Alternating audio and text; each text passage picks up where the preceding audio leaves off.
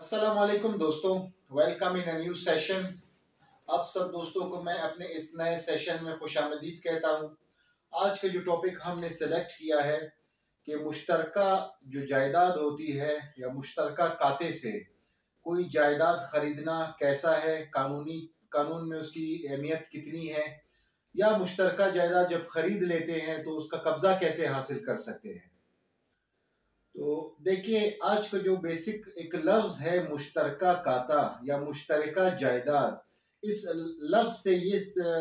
हम अंदाजा लगा सकते हैं कि जो जायदाद आप खरीद रहे हैं या जो जायदाद आप खरीद चुके हैं तो वो एक मुश्तरका जायदाद है, यानी कि उसमें एक ऑनर नहीं है, उसमें बहुत सारे ऑनर्स हैं और उस जायदाद की अब तक कोई तकसीम वगैरह नहीं हुई है।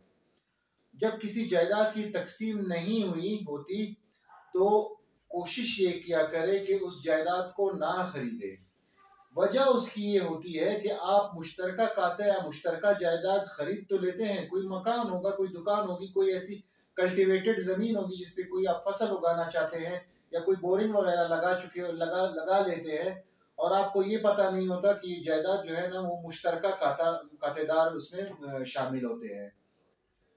जब आप खरीद लेते हैं तो आप उस पर इन्वेस्ट अगर कर लेते हैं तो आप ये समझ लीजिए कि वो जो आपका पैसा है, वो जो आपने इन्वेस्टमेंट टाइम वगैरह जो लगाया, वो सारा पानी में डूब जाता है। उसकी वजह ये होती है, जब मुश्तरका जायदाद होती है, जब उसकी तकसीम होने लगती है, जब उसकी तकसीम का वक्त आ जाता है, जब बहन भाई आपस में या रिश्तेदार आपस में उस जायदाद को तकसीम करने लगते हैं, जब उसकी डिमार्केशन हो जाती है, तो क्या वो जो जायदाद या वो जो स्पेसिफिक जगह आपने खरीदी है और जिस शख्स से आपने खरीदी है, क्या ये वो उसके हिस्से में आती है या नहीं आती है। अगर वो जायदाद या वो जो स्पेसिफिक जगह है वो उसके हिस्से में ही नहीं आती, तो वो जो एक सौदा किया होता है, वो जो एक एग्रीमेंट होता है खरीद और फरोख्त का, तो उसकी कानूनी क्या हैसियत रह जाती है। और अगर आपके पास कब्जा भी है तो वो कब्जा भी आपसे लेके उस शख्स को दिया जाएगा, या वो शख्स आपके खिलाफ सिविल अदालत में दावा भी दायर कर सकता है कब्जे के हद तक।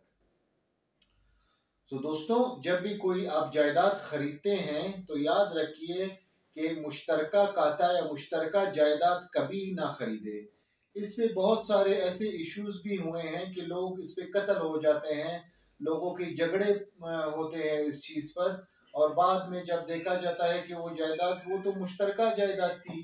वो तो उस मालिक की थी नहीं, या वो जो जब मालिक तो था लेकिन मुश्तरका जायदाद का मालिक था, और जब वो तकसीम हो जाता है और वो जो जगह होती है वो किसी और बहन या किसी और भाई के नाम पे ट्रांसफर हो जाती है। तो जब भी कोई प्रॉपर्टी खरीदे, पहले इस चीज की तसल्ली करें।